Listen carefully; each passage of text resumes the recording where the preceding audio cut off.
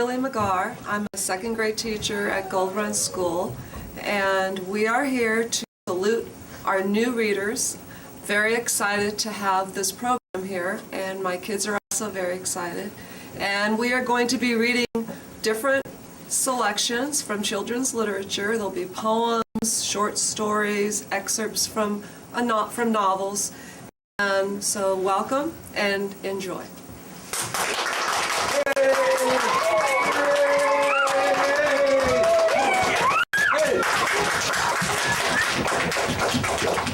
My name is. Build yourself a strong box, fashion each part with care. When it's strong as your hand can make it, put all your troubles there. Hide there all through your failures, in each bitter cup that you quaff. Lock all your heartaches within it, then sit on the lid and laugh. Tell no one else its contents, never a secret share. When you've dropped in your care and worry, keep them forever there. Hide them from sight so completely that the world will never dream half. Fasten the strong box securely, then sit on the lid and laugh. Thank you. Thank you. Oh, thank you for listening to me read.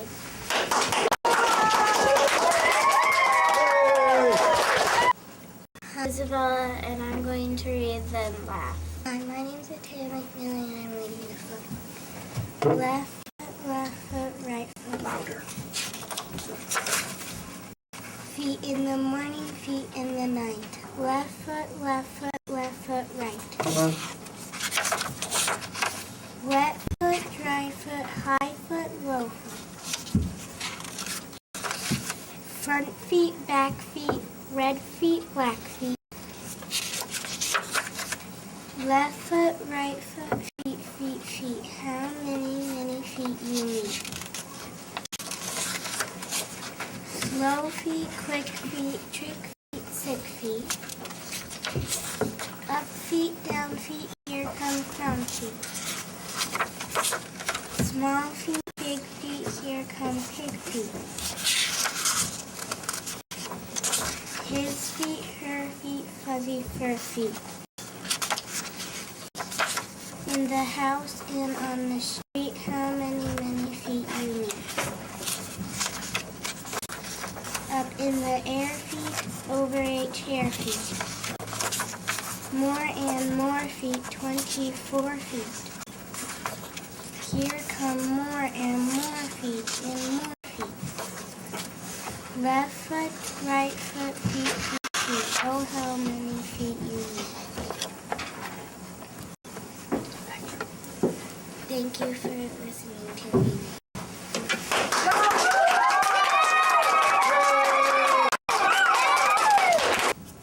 Hi, my name is Levi Baker, and I'm going to be reading Where the Sidewalk Ends.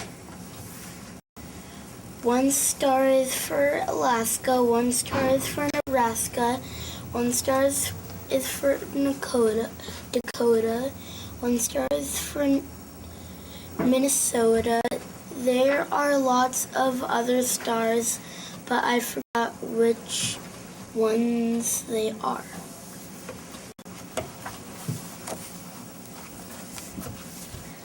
Lazy Jane. She wants to drink the water, so she waits and waits for it to rain.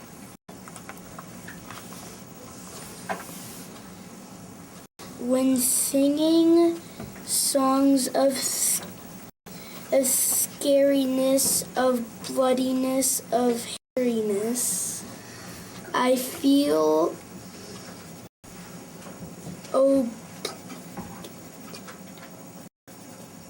Just skip it, go on. at this moment to remind you of the most ferocious beast of all, 3,000 pounds and 9 feet tall, the glurpy slurpy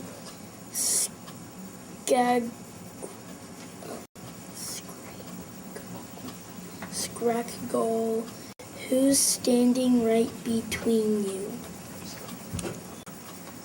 Okay. Thank you. That. Thank you. Say thank you. Thank you for watching me read this book.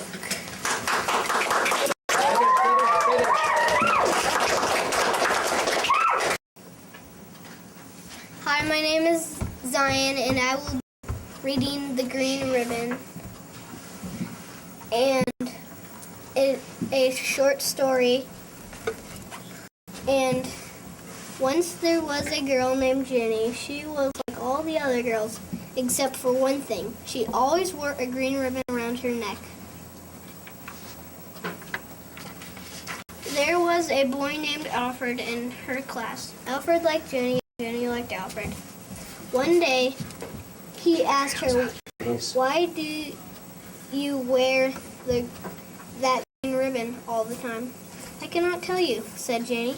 But Alfred kept asking, "Why do you wear it? It's not..." And Jenny says, "It's not important." Jenny and Alfred grew up and they fell in love, and one day they got married. Alfred, now that we're married, you must tell me about the green ribbon. You still must wait, said Jenny. I will tell you when the right time comes. Years passed. Alfred and Jenny grew old, and one day Jenny became very sick. The doctor told her that she was dying, and Jenny called Alfred to her side. "Alfred," she said, "now I can tell you about the green ribbon, and you will see why I could not tell you before."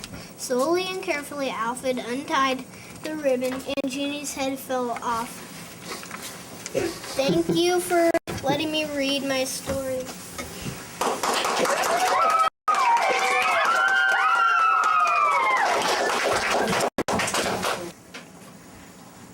Hi, my name is Ab, and I'll be reading 2 poems by Shel Silverstein.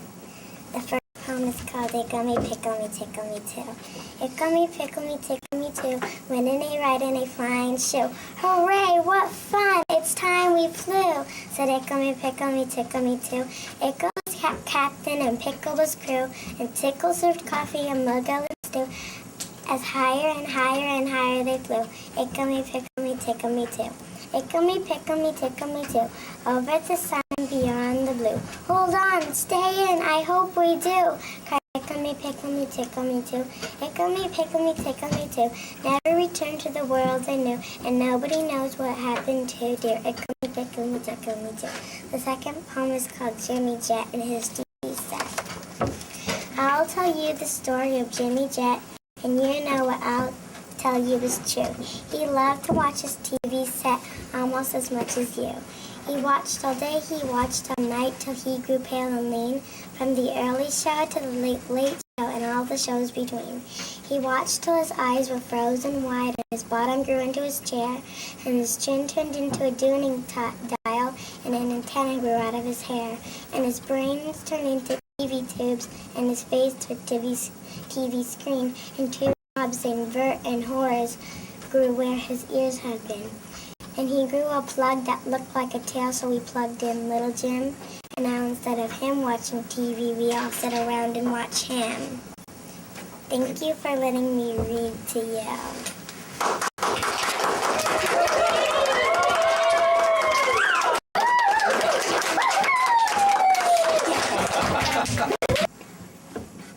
Hi, my name is Sarah. I'm going to be reading A Dark, Dark Room.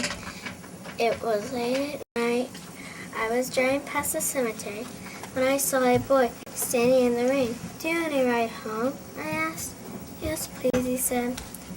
"I live on Front Street next to a school." I handed him my old sweater. "It's cold tonight," I said, "and you are wet. You had better put this on." After that, we did not talk. When we stopped at his house, I said, "Keep the sweater. I will get it tomorrow."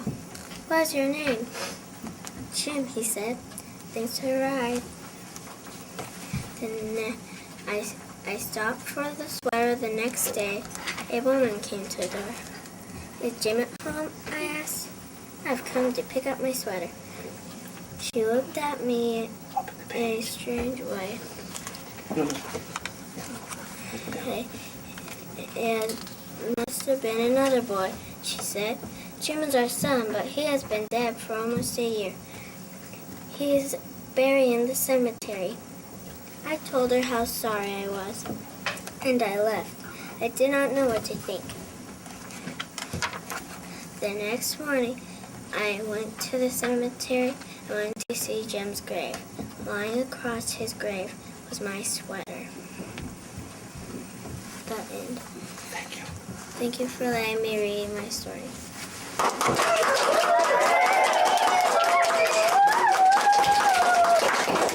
My name is Michael Loken, and I'm going to be reading The Nap Taker. No, I did not take a nap. The nap took me, off the bed and out the window, far beyond the sea, to a land where sleepyheads read only comic books, and lock their naps in iron safes so they can't get took. As soon as I came to that land, I also came to grief. The people pointed at me, shouting, "Where's that nap, you thief?" They took me to the courthouse. The judge put on his cap. He said, "My child, you're on trial for taking someone's nap.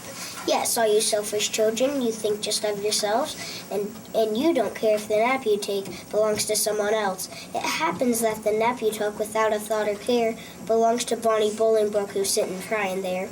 She hasn't slept in quite some time. Just see her eyelids flap. She's tired, drowsy, cranky too, 'cause guess who took her nap?" The jury cried, "You're guilty. Yes, you're guilty as can be. But just return the nap you took and we might set you free." "I don't care. I did not take a nap," I cried. "I give my soul and vow, and if I took it by mistake, I do not have it now." "Oh, fiddle fudge," cried the judge. Your record looks quite sour. Last night you stole a kiss, last week you took a shower, you beat your eggs, you whip your cream, at work you punched the clock, you've even killed an hour or two. We've heard you darn your socks. We know you've shot at basketball, you've stolen second base, and we can see you're guilty from the sleep that's on your face. Go lie down on your blanket now and cry your guilty tears. I sentence you for one long nap for 90 million years. And when all the other children see this nap that never ends, no child will ever dare to take somebody's nap again. Thank you for letting me read.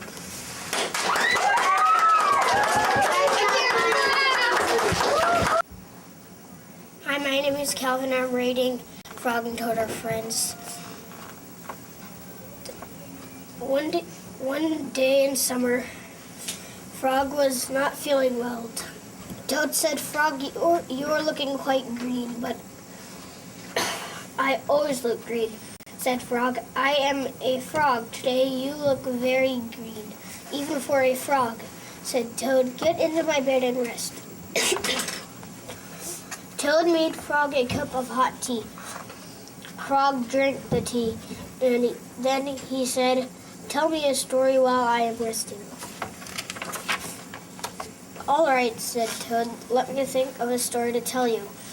Toad thought and thought, but he could not think of a story to tell Frog. "I will go out on the front porch and walk up and down," said Toad. "Perhaps that will help me to think of a story." Toad walked up and down on the porch for a long time, but he could not think of a story to tell Frog.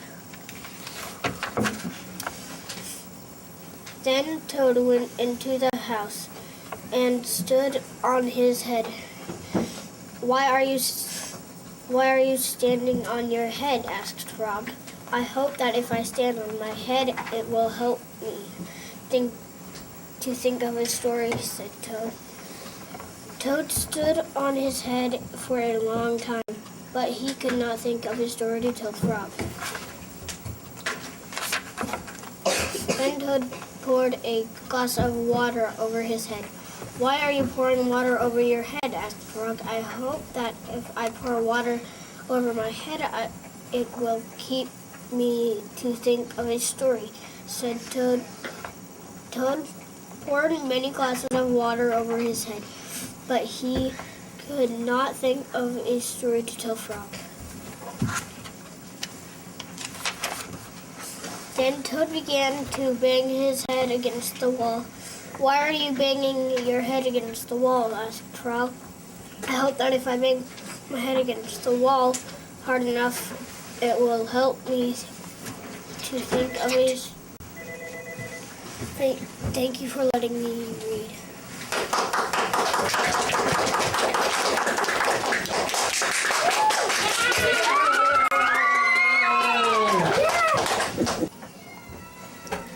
My name is Emily, and I am going to read Butterfly Poem.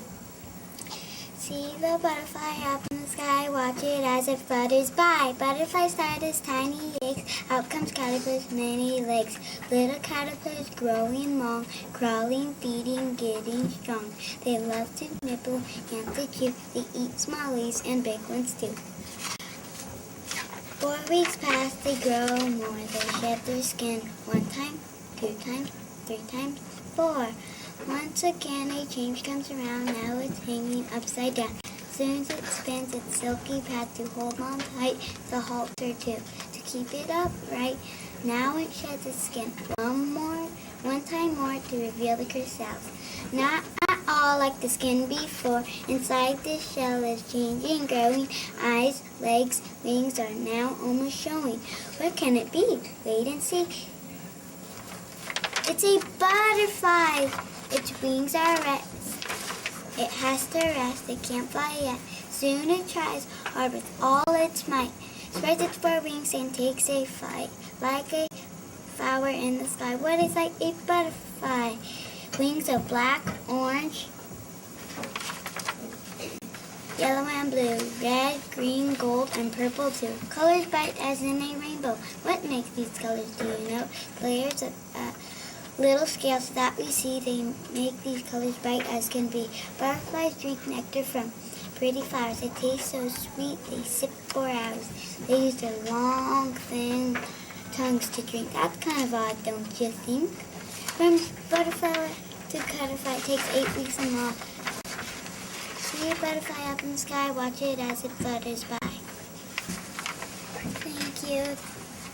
Thank you for letting me read my...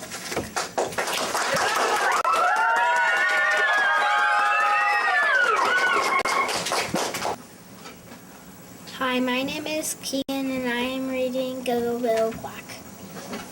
Farmer Brown was going on vacation. He left his brother Bob in charge of the animals.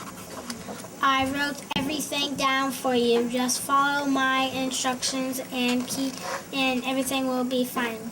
But keep an eye on Duck. He's trouble. Farmer Brown thought he heard giggles and snickers as he drove away, but he could not be sure. Bob gave Duck a good long stare and went inside. He read the first note. Tuesday night is pizza night, not the frozen kind. The hens prefer anchovies. Giggle, giggle, cluck. 29 minutes later, there was hot pizza in the barn.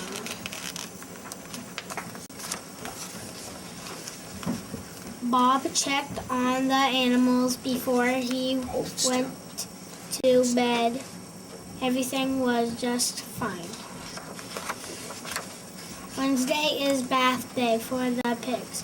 Wash them with my favorite bubble bath and dry them off with my good towels. Remember, they have very sensitive skin. Giggle, giggle, oink. Bob had all the pigs washed in no time. Farmer Brown called home on Wednesday night to check in. Did you feed the animals like I wrote in the note, he asked. Done, replied Bob, counting 7 empty pizza boxes. Did you see my note about the pigs? All taken care of, said Bob.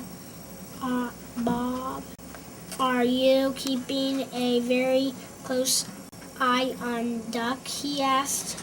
Bob gave Duck a good long stare. Duck was too busy sharpening his pencil to notice. Thank you. Thank you for letting me read my book.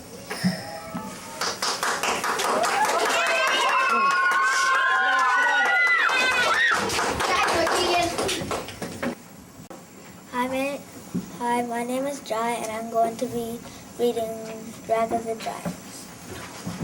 Frog and Toad were reading a book together. The people in this book are brave, said Toad. They fight dragons and giants, and they are never afraid. I wonder if we are brave, said Frog. Frog and Toad looked into the mirror. We look brave, said Frog. Yes, but are we? Asked Toad. Frog and Toad went outside. We can try to climb this mountain, said Frog. Frog went leaping over a rock, and Toad came puffing behind him.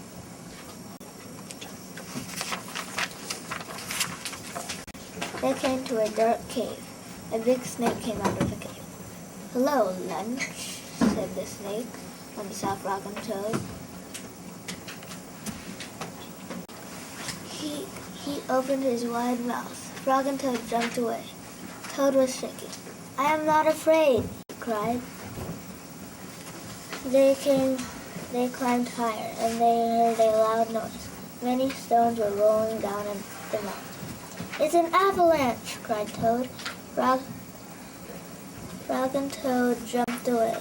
Frog was trembling. I am not afraid, he shouted. They came to the top of the mountain. The shadow of a hawk flew over them. Frog and Toad jumped under a rock. The hawk flew away. We are not afraid, screamed Frog and Toad at the same time. They ran down the mountain very fast. They ran past the place where they saw the avalanche. They ran past the place where they saw the snake. They ran all the way back toward the house. Frog, I am glad to have a brave friend like you, said Toad. He jumped into the bed and pulled out the covers over his head. It is happy to know a brave person like you, said Frog. He jumped into the closet and shut the door. Toad stayed in the bed, and Frog stayed in the closet. They stayed there for a long time, just feeling very brave together. Thank you for letting me read my book.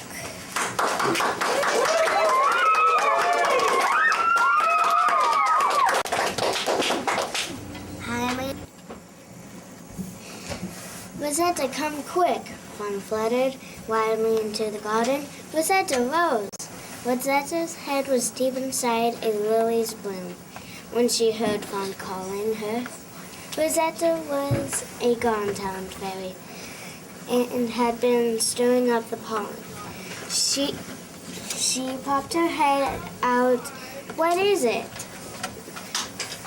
When Fawn caught sight of her friend, she tried to stop, but she was going too fast. She crashed into a bright red rose. Brilliant scarlet petals exploded everywhere. My rose, Rosetta cried. She flew past Fawn over to the flower. Half its petals were gone. Rosetta planted a hand on her hip. Fawn, what are you doing? She demanded. Oops. Fawn started picking up the red petals. It's just that we're about to start a game of acorn ball. So, Rosetta tossed her long red hair. So maybe you want to join us? Fawn asked. She handed the flower petals to Rosetta. Everyone's going to be there, Tink, Farrah, and Rainy. And not really, Fawn, Rosetta said. Rosetta didn't care for games or sports.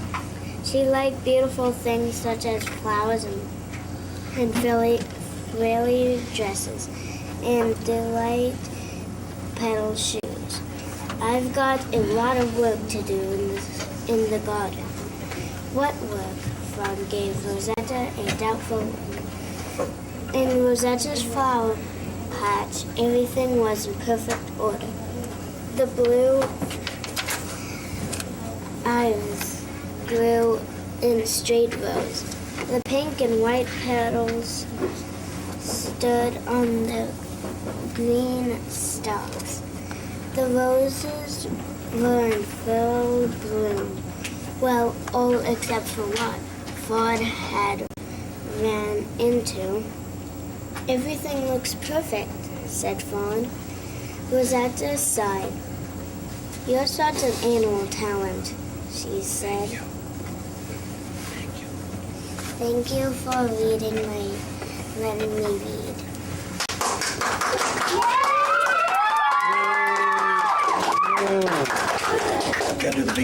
My name is Julian. I'm gonna read Rosetta Stone. And I'm going to be reading My Grandma, the Major League Slugger.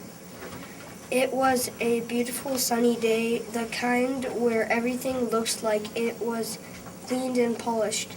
To shield her face from the sun, Grandma Lee had worn a big straw hat.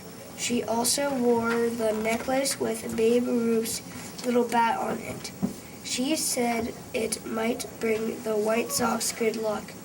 Grandma didn't bring her knitting with her like she usually does. Instead, the minute we took our seats in the stadium, Grandma Lee started asking silly questions. Like, which one is first base? The one on the left or the one on the right? And it's so warm out. Why is everybody wearing a glove? And why is that man squatting behind home plate? Can't they get him a chair? The guys sitting next to us thought Grandma was a riot. She's a lot more interesting than this game, said one of them. It was hard to urge with him. The game was terrible. The White Sox were hitting worse than ever. They lost 9 to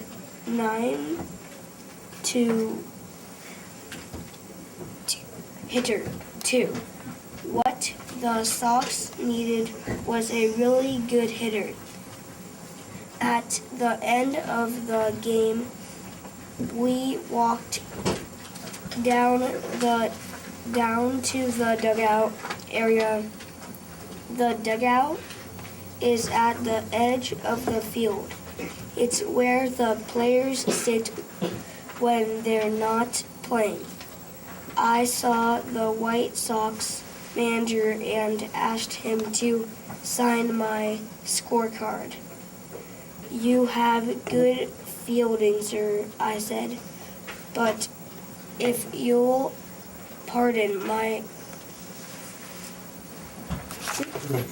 saying so, my grandma here could hit better than most of the guys who batted today. Thank you for letting me read.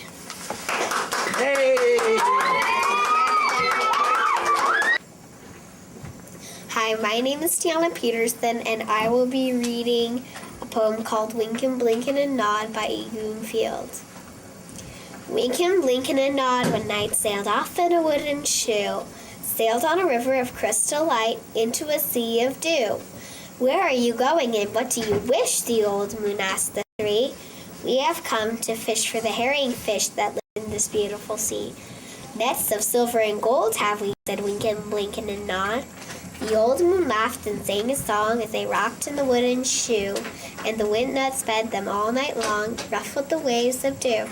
Little stars of the herring fish that lived in the beautiful sea. Now cast your nets wherever you wish, never afeard are we. So cried the stars to the fishermen three. Winkin', Blinkin' and Nod.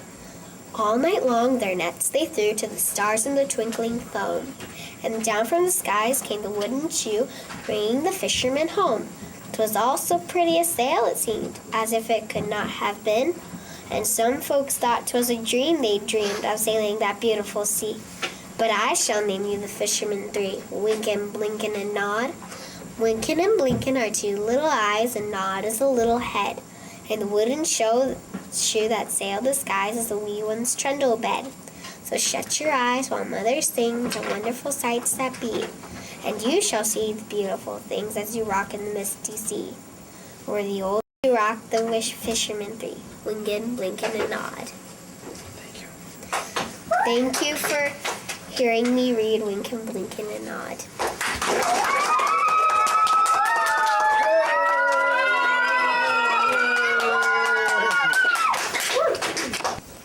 My name is Pigeon. 5 little monkeys jumping on the bed. It was bedtime, so 5 little monkeys took a bath. 5 little monkeys put on their pajamas. 5 little monkeys brushed their teeth. 5 little monkeys said goodnight to their mama. Then 5 little monkeys jumped on the bed. One fell off and bumped his head. Mama called the doctor. The doctor said no more monkeys jumping on the bed. 4 little monkeys jumped on the bed. One fell off and bumped his head. Mama called the doctor. The doctor said no more monkeys jumping on the bed. So 3 little monkeys jumped on the bed. One fell off and bumped her head.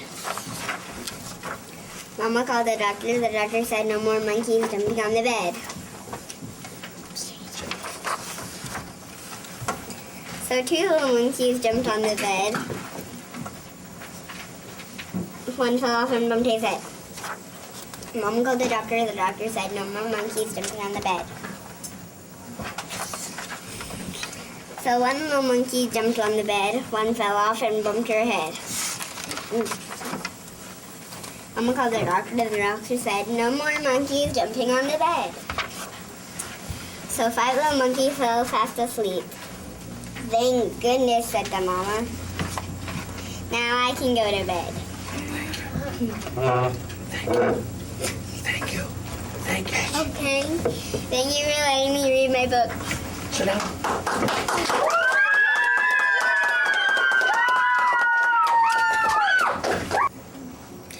My name is Shane and I'm reading 5 Silly Fishermen.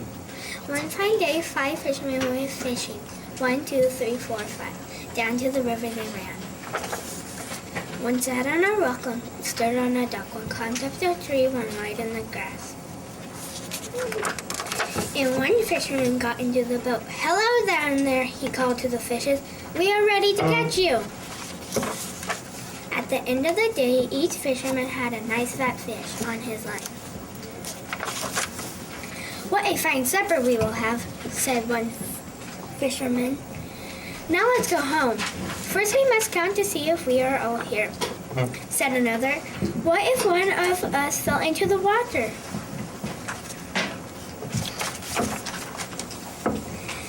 So he began to count. 1, 2, 3, 4. "I see 4 fishermen. Oh no, one of us is missing."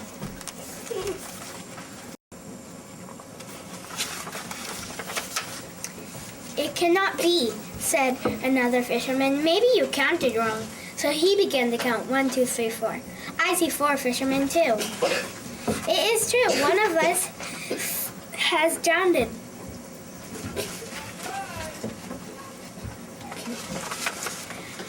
All the fishermen hugged each other. They cried and cried, "Our poor friend, what will we do without him?"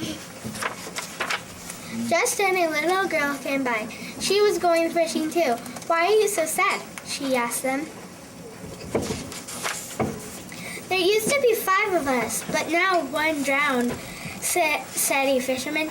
"Now there are only three. Only 4. See? 1, 2, 3, 4. He counted again.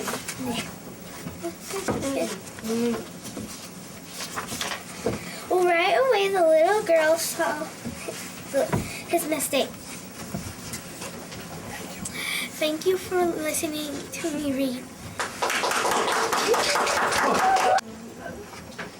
Hi, my name is Corby Stanton and I'll be reading Radio.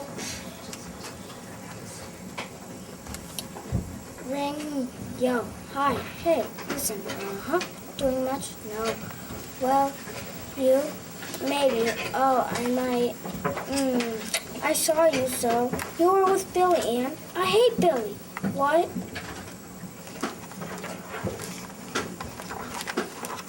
I'm mad. You are? I am going out to play when? This afternoon with Frankie? But not with you. Why? Because you like Billy. So what? That makes me mad. Then you are not my friend. No, understand. Yes, I'll never play with you. Never! Never! Ever! I changed my mind. You do? I do want to be friends. Me too. We will play together. We will. Do you want to play with me and Frankie? I do. We can still be friends. See, I do like you. See, bye. See ya. Thank you for letting me read my book, Ring Young.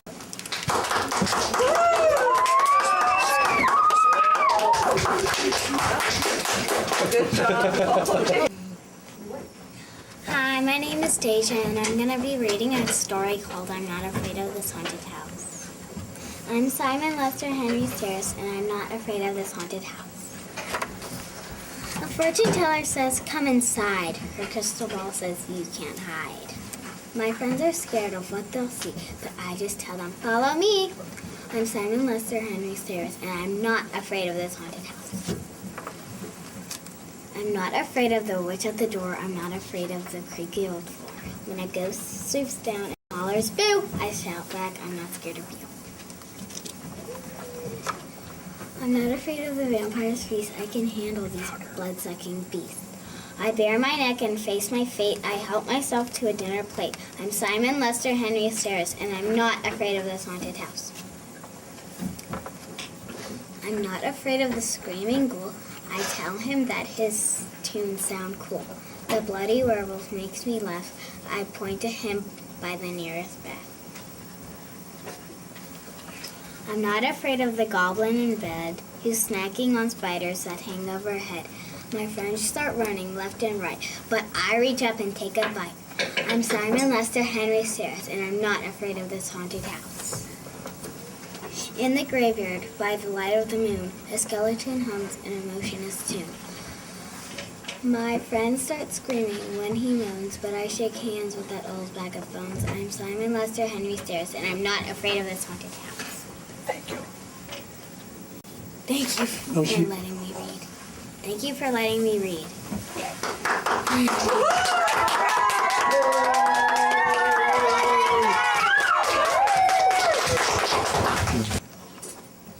Hi, my name is Nicole, and I'm gonna be reading Falling for Rapunzel.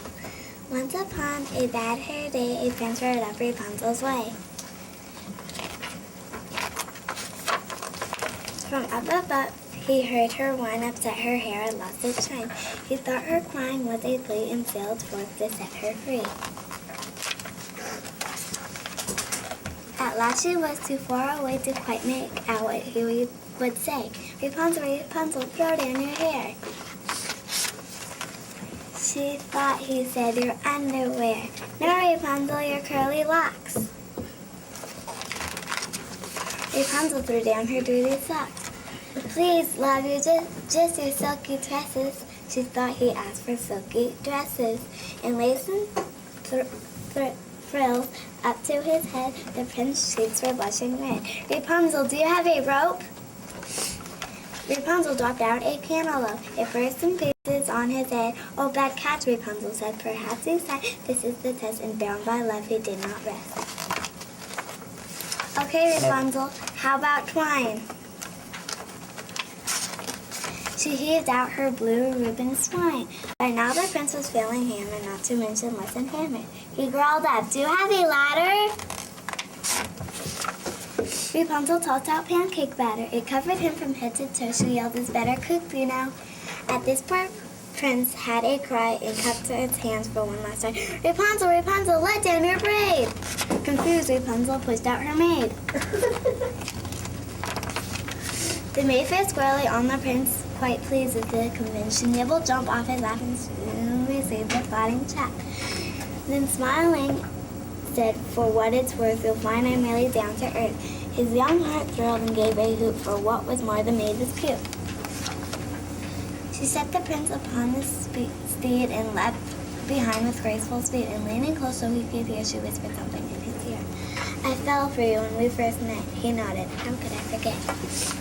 Thank you for listening to me read.